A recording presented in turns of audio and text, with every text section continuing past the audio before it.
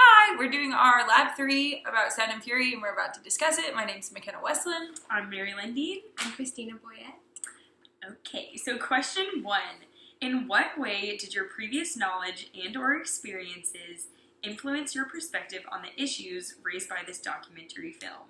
Indicate the specific nature of your previous knowledge experiences in your answer. Okay, well, for me personally, in high school, I had a few deaf friends, and so I got to hear about whether or not they wanted cochlear implants, what they felt about cochlear implants, and like how that all worked for them and their family. So that's kind of my previous knowledge. What about y'all? Mostly just being an ASL in college, taking 4 semesters. That's most of the experience that I have.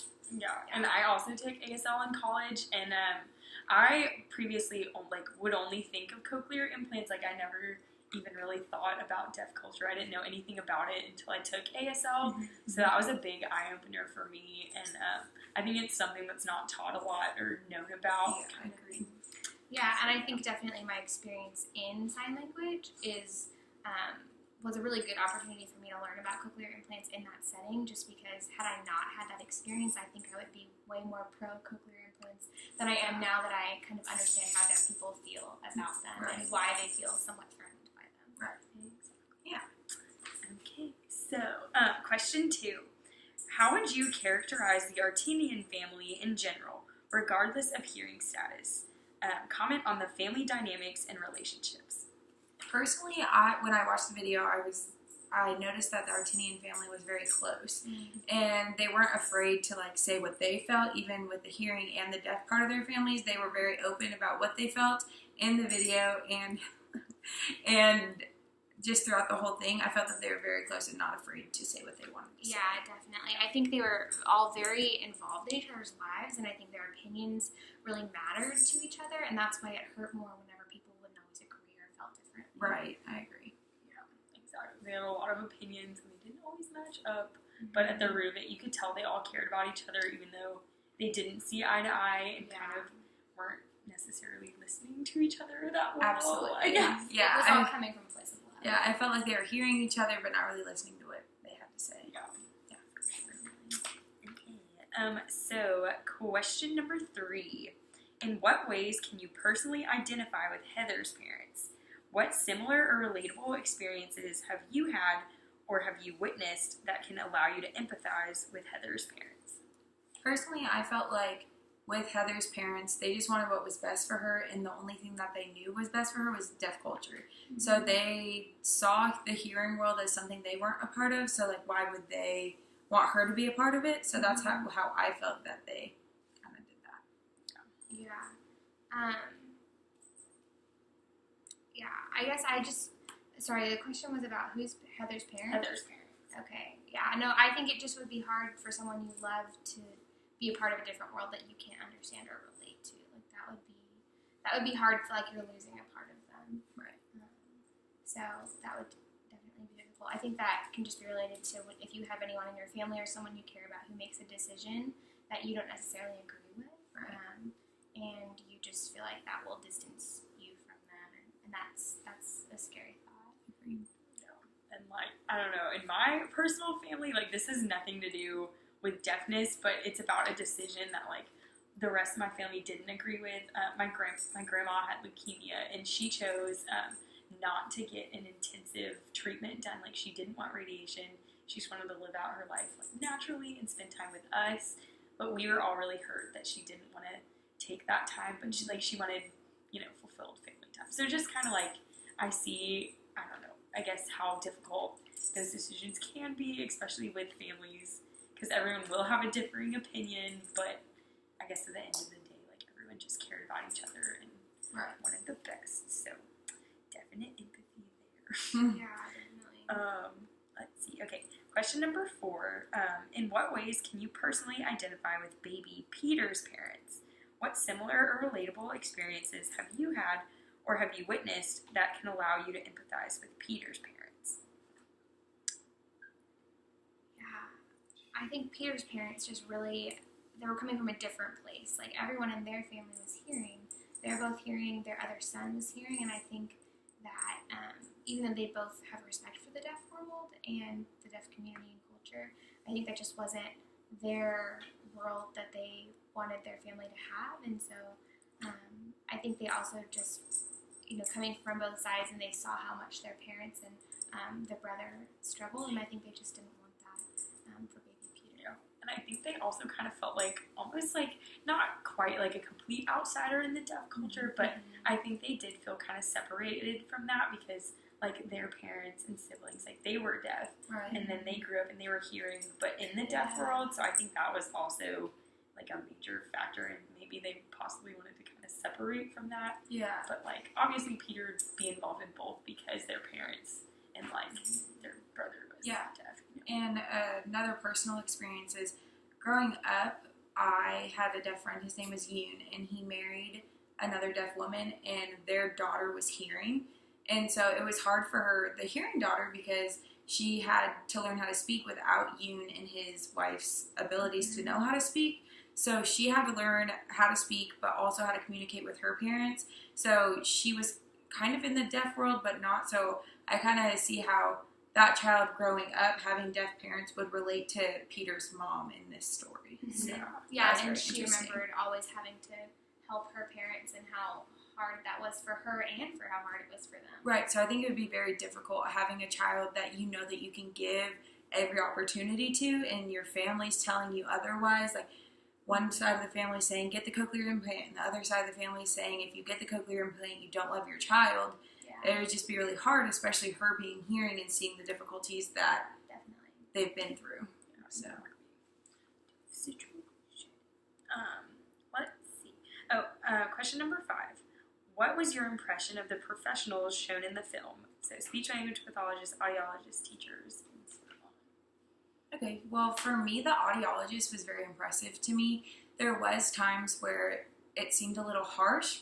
She was just being blunt, especially with Heather's mom, because Heather's mom said that she wanted to get the cochlear implant first. So she was all about getting the cochlear implant, but the audiologist was like, listen, I know that you want this because you want to see how it's going to affect you, but it's not going to affect Heather the same way it's going to affect you, because her speech and language was so far advanced, and she was in her early 30s. Right. So she wouldn't have developed language the same as Heather would have if she were to get the cochlear implant at the age of 4. And I think the audiologist did a really good job of explaining that. Definitely, she didn't sugarcoat it. Right.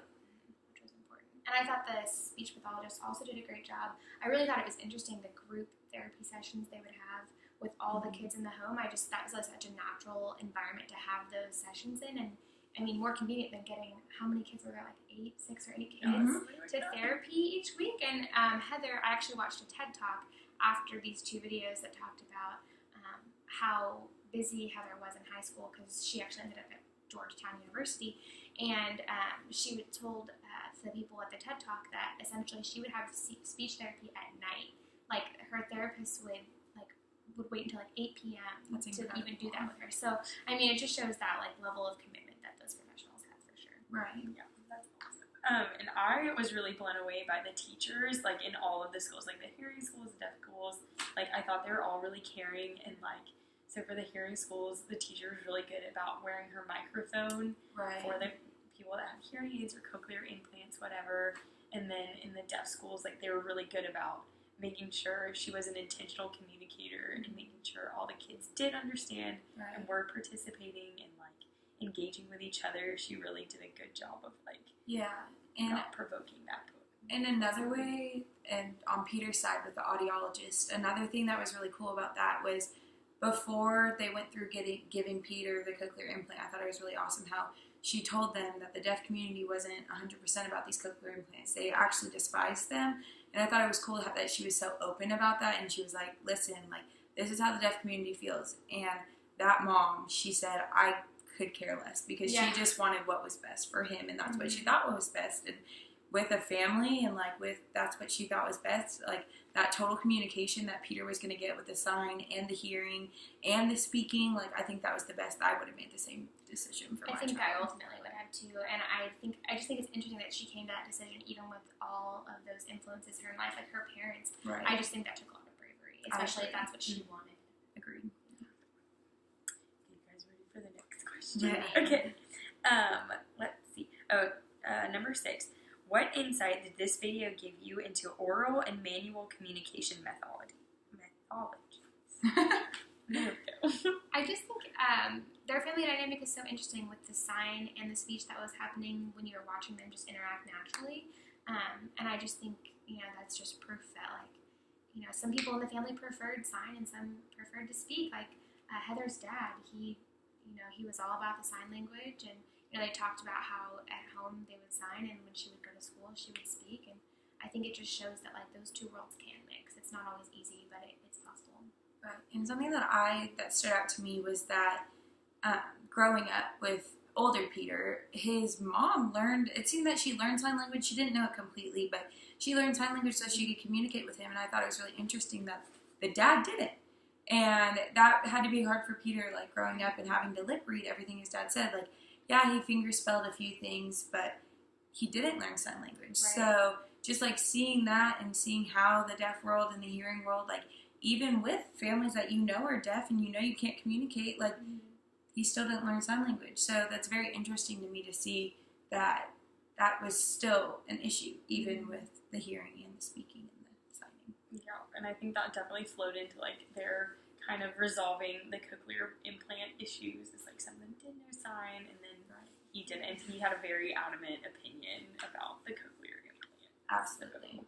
And the grandmother, the maternal or the paternal grandmother, Heather's grandmother, who was really, really invested in her learning language, she was like, I will put in all the work you want, and was always, when they were showing 6 years later, I believe, and she's baking in the kitchen, and even then, just those little interactions that are there working and trying to help her develop her speech. So it's just interesting how each of them were so passionate about a different mode of communication. I guess at the root of it, they just wanted to communicate with each other. So I guess that was my takeaway from seeing this family, as long as they're communicating with each other, kind of thing.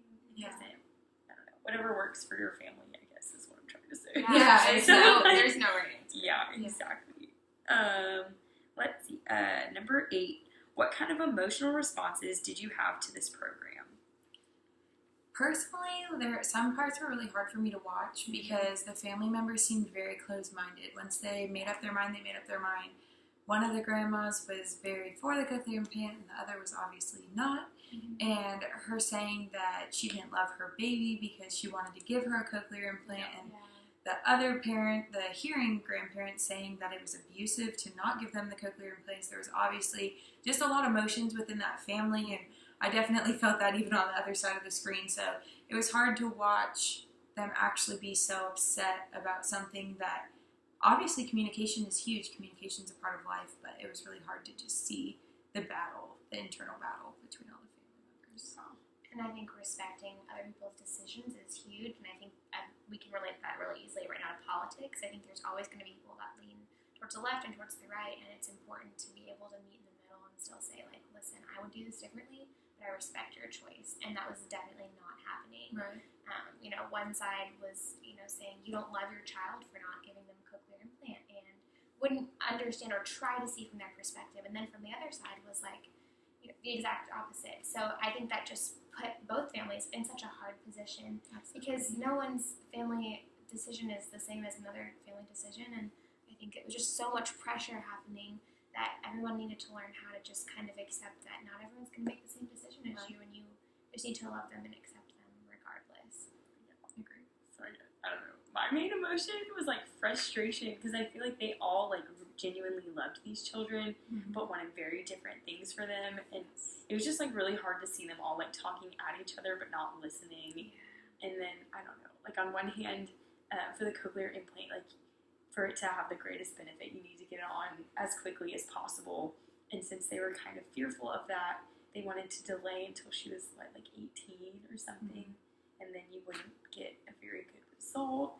And then on the flip side, so it's just I don't know, I feel very miscommunication kind of things that were very charged with emotion. About the communication. Yeah, miscommunication about the communication. So it was just really frustrating, and you really felt for this family because they're afraid and they're nervous and they don't want to make the wrong decision, and certainly no one was making it easy on anyone to come to their decision. And I think especially it was hard because Peter, the younger Peter, did get a cochlear implant and Heather did not. Mm-hmm. And they didn't give Heather the implant until later on, obviously, in the post program. So I wish they would have put Peter in there so we could have seen what he grew up to speak like. Yeah. Let's see. And number 9. Some of the deaf members of the family expressed concern that the cochlear implants would eventually make deafness extinct. Do you think this is a real danger for the future? Why or why not? I don't think that it's a real danger for the future. I think that there's a larger deaf community than I myself have ever realized, and I think, I'm not exposed to it as often, but cities like that one city in Maryland that family moved to, like, there are huge deaf communities that really value that culture, and I think that there will be children born in hearing families that decide cochlear implants are the best decision, and I think that will be a common thing, but I think that there will always be deaf families that want to continue their culture and that mode of communication, and I just don't, I have a hard time believing that it will ever become extinct, but I could see why that would be a scary thought, definitely.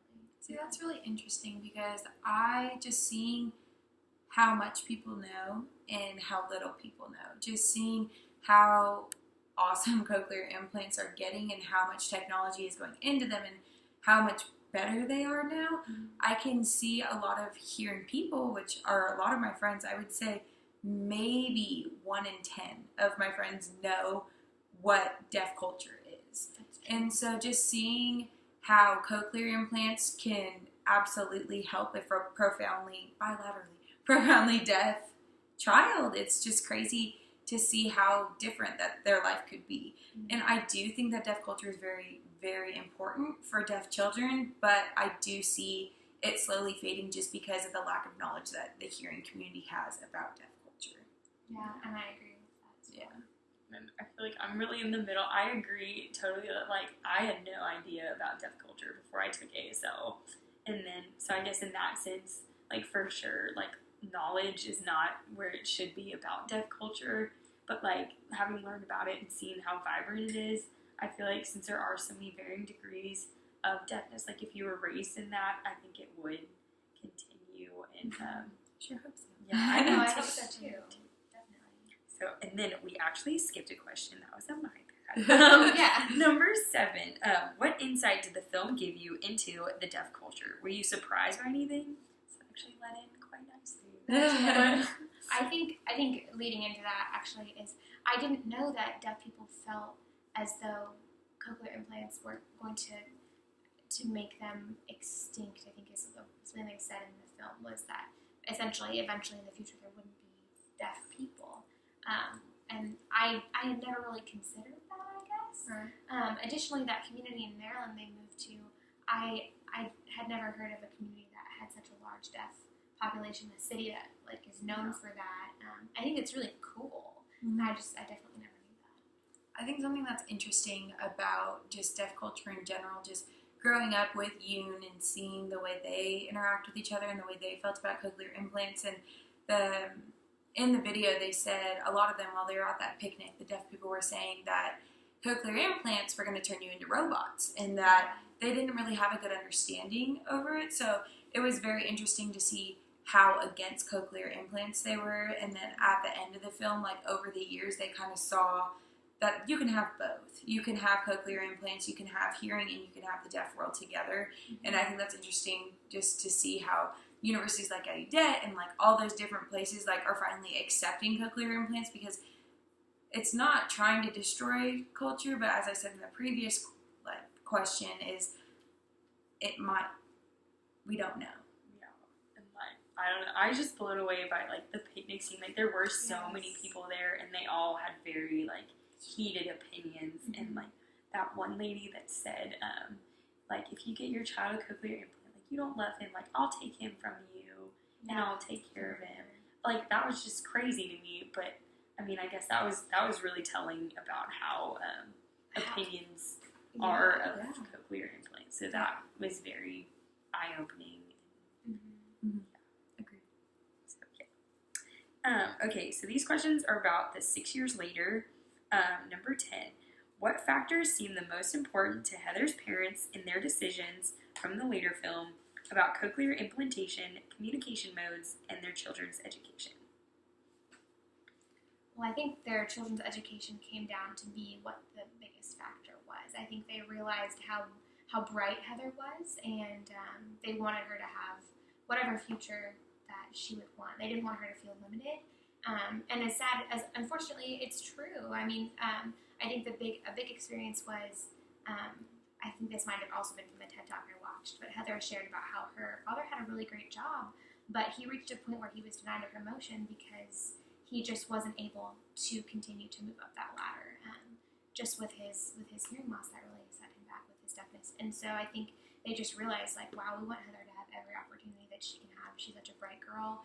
And I think it came down to them also hearing about, as it said in the film, that a lot of deaf students who graduate high school can only read at about a 4th grade level. And I think the mom especially was really surprised about that. And she really wanted her children to be well educated and to do whatever they could put their mind to have no closed doors. Yeah, I agree with that. And I also agree with that over this time, they realized that time heals. So time with just thinking about it and, like you said, just learning about it more, and the more the technology advances, the better they are. So I think they were just more supportive of it, and they're realizing that they're missing that window and they need to do something if they're going to do something. Mm-hmm. So that's a huge part. And I agree too. Like, I feel like that her education was key. Like, the fact that they moved, like, uprooted their whole family and moved them to Maryland, like, that was really telling about how much they cared for Heather. Mm-hmm. And then moved back. And then moved back because they missed their family.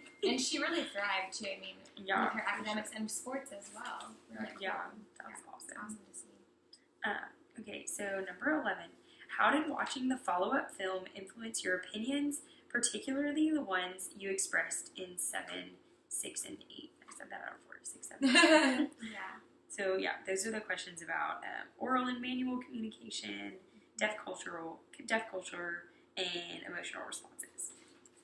What I thought was really interesting was after Heather and her mom both got the cochlear implants, they both progressed in their language a little bit better, but the total communication in the family, the signing and the talking, like, all together was, like, very interesting because they're talking to their whole family. So as they spoke, like, everyone could understand what they were saying. So I thought that was really interesting. Yeah, definitely. Oh. I just love that you were just signing. That was really cool. I agree.